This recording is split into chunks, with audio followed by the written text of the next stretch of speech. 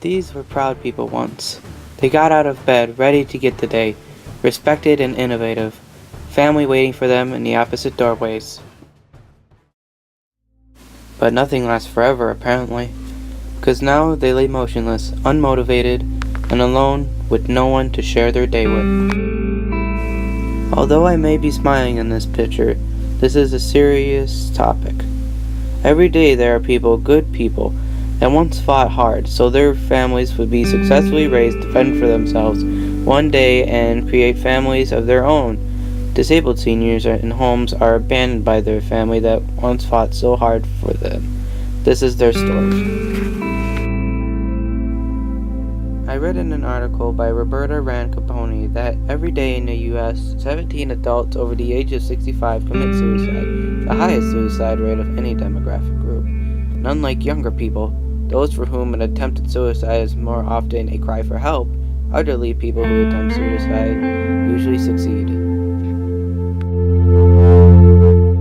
The first person I'll be interviewing is my cousin, Danny Jr. He's a disabled senior, and I warn you, his condition may be a little graphic. Hello, this is Danny Jr. He's in assisted living down in Minneapolis. I'll be interviewing him today. He'll be typing his answers on my iPad here. So, Danny, can you recall how long it's been since you lived in care facilities like this? Can you tell me with your fingers, maybe? 3 years? Yep, okay. Can you show me with your fingers on a scale of 1 to 10, or 1 to 5, 1 being sad, 5 being happy, how is your emotional condition in living in care facilities like this one you are now? 2? Okay. You have had some fun times since you've been in care, like fishing, going to the zoo, and going on planned trips to see your dad. Do you wish you had more of these experiences on your own time? Yeah? Do you ever get emotional if you don't get to go where you want with whom you want to go with? Yes or no? Yes? Okay. Where did you live before you were placed in nursing care?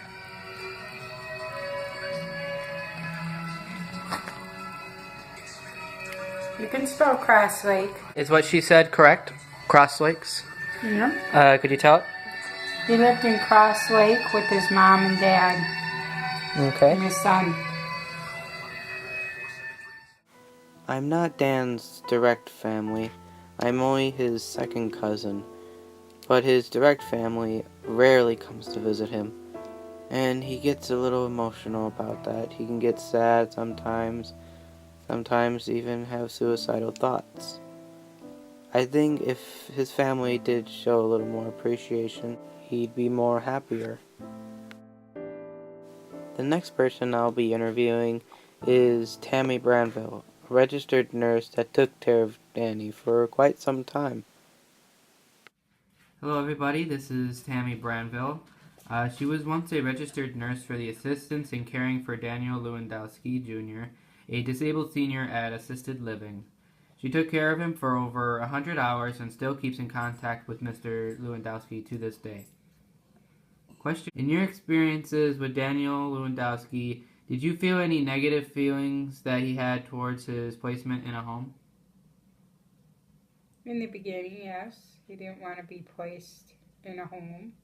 He wanted to stay with family, but it got to be impossible because it was too time-consuming day and night for us.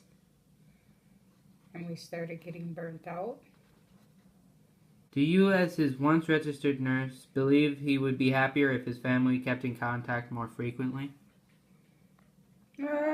His spirits might be a little higher, but he is happy and content where he's at. He just has a loss for home. Where did he live before he was placed in his first nursing home?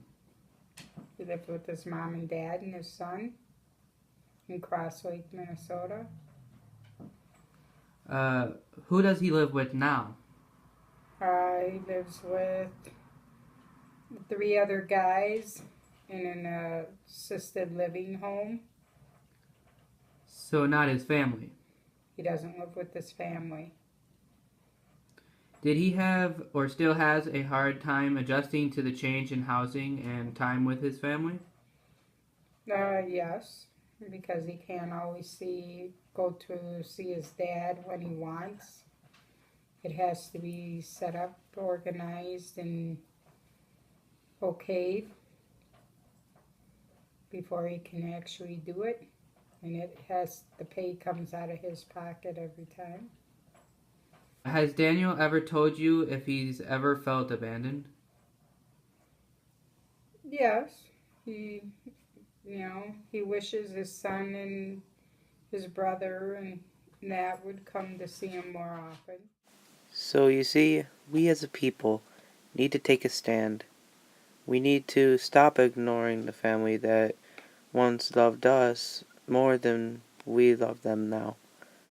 You may deem them lesser than what you are, which is why I feel they are marginalized in society. But in reality, they are people.